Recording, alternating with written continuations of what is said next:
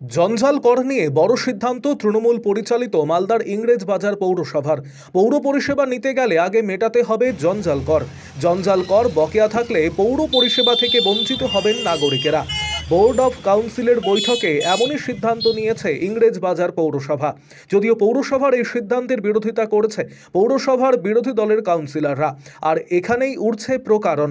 কারণ যেখানে কিছুদিন আগে শিলিগুড়িতে প্রশাসনিক বৈঠকে বাড়তি কর নেওয়া যাবে না বলে জানিয়ে দিয়েছিলেন রাজ্যের মুখ্যমন্ত্রী মমতা বন্দ্যোপাধ্যায়, সেখানে দাঁড়িয়ে ইংরেজ বাজার পৌরসভার সাফ নির্দেশ প্রতি মাসে জঞ্জাল কর 30 টাকা করে দিতে হবে, না হলে জরুরি পরিষেবা বাদে অন্যান্য পরিষেবা থেকে বঞ্চিত হবেন পৌর নাগরিকেরা।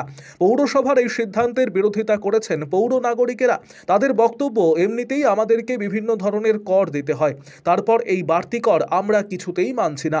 জঞ্জাল করের বিরোধিতা করে সোচ্চার হয়েছে মালদার বণিক মহল। মালদা মার্চেন্ট চেম্বার অব কমার্সের সভাপতি জয়ন্ত কুণ্ডু জানিয়েছেন, কিছুদিন আগেই আমাদের সংগঠনের বার্ষিক সাধারণ সভা অনুষ্ঠিত হয়েছে, সেখানে আমরা জঞ্জাল কর দিব না বলেই সিদ্ধান্ত নিয়েছি।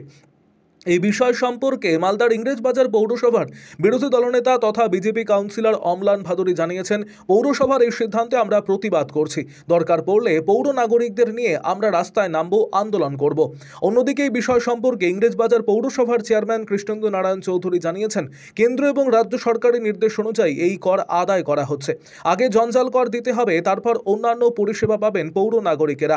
তবে জল স্বাস্থ্যের মতো অন্যান্য জরুরি পরিষেবার ক্ষেত্রে এই নিয়ম প্রযোজ্য হবে না।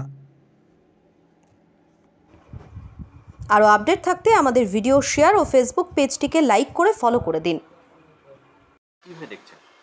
ইংলিশ বাজার পৌরসভায় জঞ্জাল ট্যাক্স বিষয়টা আমি আগেও আমাদের কানে এসছে, শুনেছি বিষয়টা, এখন শুনলাম নাকি রেজলিউশন হয়েছে, তো সেটা তো পরের বিষয়। কিন্তু তার সঙ্গে আমরা তো সব ট্যাক্সই দিই, মিউনিসিপ্যালিটির তরফ থেকে যত ট্যাক্স আছে, যত রকমের পরিষেবার কর আমরা দিই, সবই দেওয়া হয়। তারপরে আবার এই ট্যাক্সটা এক্সট্রা করে এবং এর সঙ্গে অন্যান্য পরিষেবার কী সম্পর্ক, এটা সহমত পোষণ করতে পারছি না। আমরা সব রকম পরিষেবা ট্যাক্স দিই এবং আমরা পৌর নাগরিক হিসাবে সব রকম পরিষেবা পাওয়ার যোগ্য।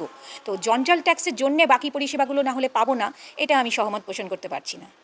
অন্য কোনো পরিষেবার তরফ থেকে তো এরকম কোনো নিয়ম শুনিনি যে জঞ্জাল ট্যাক্স আবার আলাদা করে দিতে হয়, এটা ব্যাপারটা শুনিনি, নতুন শুনছি ইংলিশ বাজার মিউনিসিপ্যালিটির তরফ থেকে। তার সেটা যদি নিতেই হয়, রেজলিউশন করে থাকে, তো সেটা আগামী দিনে সেটা বিষয়ে আমরা পৌর নাগরিক হিসাবে দেখবো, ভাবা যাবে, সেটা পরের বিষয়। কিন্তু এটার জন্য অন্য পরিষেবাগুলো আমরা পাবো না, এটার সহমত পোষণ করতে অবশ্যই মাননীয় মুখ্যমন্ত্রী বলেছেন যে পৌর নাগরিকদের উপর কোনো রকম যেন বাড়তি করের বোঝা না চাপিয়ে দেওয়া হয়, উনি এ বিষয়ে সহানুভূতিশীল। তার সত্ত্বেও ইংলিশ বাজার মিউনিসিপ্যালিটির তরফ থেকে এরকম অদ্ভুতভাবে আবার একটা নতুন কর, এবং সেই কর না দিলে পরে আমরা অতটা জানিও না করটা বিষয় পুরোপুরি, এবং সেটা না দিলে পরে শুনতে পাচ্ছি বাকি পরিষেবাগুলো পাবো না। তো এটাই আমার ভীষণ পৌর নাগরিক হিসাবে, সচেতন নাগরিক হিসাবে খারাপ লাগছে, এটা মোটেই মান্য নয়। আর যদি নিতেই হয় তাহলে সেরকম সঠিক আইন করে সেরকম আগামী দিনে সেটা নিয়ে ভাবা যাবে। কিন্তু মুখ্যমন্ত্রী যখন বলেছেন বাড়তি করের বোঝা চাপানো উচিত নয়, সহানুভূতির সাথে দেখতে, তাহলে এটা কেন হচ্ছে ঠিক আমরা বুঝতে পারছি না। আপনার নাম, বাড়ি? আমার নাম দেবপ্রিয়া চট্টোপাধ্যায়, বাড়ি কুড়াটুলি। আমরা পৌরসভার এই সিদ্ধান্তে আমরা ভেতরে অর্থাৎ বিওসি মিটিংয়ে যেমন বিরোধিতা করেছি, আমরা রাস্তায় নেমে এর বিরোধিতা করেছি। এবং তিনি যে কথা বলছেন, যে রেজুলেশনটা হয়েছে সেখানে আমাদের উপস্থিতি স্বাক্ষর আছে, সিদ্ধান্তের ক্ষেত্রে আমাদের অমিল আছে, সেখানে আমরা কোনো সময় স্বাক্ষর করিনি। স্বাভাবিকভাবে তিনি কথাটা ঠিক বলছেন না। আর জঞ্জাল কর যেটা বারে বারে বলা হচ্ছে, সেটা আমাদের প্রপার্টি ট্যাক্সের সঙ্গে যুক্ত আছে। স্বাভাবিকভাবে এটা আলাদা করে নিলে মানুষের উপর একটা চাপ পড়বে। আর তিনি যেভাবে রেজুলেশনের কথা বলছেন এবং সেখানে তিনি যেটা করছেন যে অন্য কোনো কাজ করতে আসলে জঞ্জাল করের রিসিট আমরা দেখব, এইটা একটা জিজিয়া করার কথা আমাদের মনে পড়ে যাচ্ছে।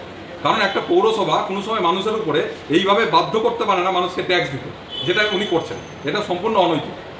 আমরা বিরোধিতা করব এবং আমরা এর বিরোধিতা করে এই ট্যাক্স বন্ধ করার চেষ্টা করব। দেখুন, যা বলার আমি অনেকবার বলেছি, government of India, government of West Bengal, solid waste management, স্বচ্ছ ভারত মিশনের সার্কুলার দিয়ে বলেছে যে এই টাকা উঠাতে হবে। এবং 16 ফিনান্স কমিশনের যে মিটিং হয়েছিল কলকাতায় তাজ বেঙ্গল হোটেলে, সেখানে আমিও মেম্বার ছিলাম। 6 জনের কমিটি হয়েছিল, 3টা মেয়র, 3টা চেয়ারম্যান। সেটা আমাদের ফিরাদ হাকিম, উনি মেয়র কাম মানে মন্ত্রী ছিলেন, আমিও ছিলাম। সেখানে স্পেশালি তারা বলেছে নিজেরা ইনকাম করুন, চার্জ নিন, তবে পরিষেবা দিতে পারবেন, না তো আপনি ভাববেন না এটা সবই আমরা ভর্তুকি দিয়ে যাব। তারপরে গভর্নমেন্ট থেকেও আমাদের প্রেসার করেছে, আমরা 1 টাকা করে নিচ্ছি ডোমেস্টিক। আর যে হোটেলে একটা কর্মচারী রাখছে, ম্যাথর রাখছে, সুইপার রাখছে, তাদেরকে 5,000 টাকা দিতে পারছে, আর আমাদের সার্ভিস দিচ্ছে না। এরা নদীতে নোংরা ফেলছে, রাস্তার ড্রেনে ফেলে দিচ্ছে নোংরা, এদেরকে পেনালাইজ করা হবে। আমরা তো 1 টাকা জলের যেটা কর নিতাম সেটা তো বন্ধ করে দিচ্ছি, কারণ এই টাকা যদি আমরা উঠাতে না পারি আমাদের যে আগামী দিনে 16 ফিনান্সের যে টাকা সেটা বন্ধ হয়ে যাবে। আমরা বলেছি যে কোনো যদি খুব ইমার্জেন্সি থাকে, খুব ডেথ সার্টিফিকেট অমুক নিয়ে আসে সেটা না, যে কোনো কাজে আনলে প্ল্যান হোক আদার্স কাজ হোক তাকে কিন্তু ওই সার্টিফিকেটটা দেখাতে হবে যে পেমেন্ট করেছে টাকা। সার্ভিস ট্যাক্স না, ওটা চার্জ, কনজারভেন্সি সার্ভিস চার্জ। সেক্ষেত্রে কি নিয়ম করা হয়েছে? মানে যদি ওই সার্টিফিকেট না দেয় না, আমরা তার কাজ করবো না। কি কি কাজ? আপনাকে তো বললামই, আপনি এখন আমার কাছে এসছেন কোনো কাজ নিয়ে, একটা বিল্ডিং করবেন, নোংরা ফেলছেন রাস্তাতে, ওই সার্ভিস ট্যাক্সের কাগজ দেখাতে হবে। মানে যে কোনো পরিষেবা পেতে, যে কোনো পরিষেবা পেলে দিতে হবে, সার্ভিস ট্যাক্সের কাগজ দেখাতে হবে। হ্যাঁ, এটা নতুন মানে নির্দেশিকা আমরা করেছি।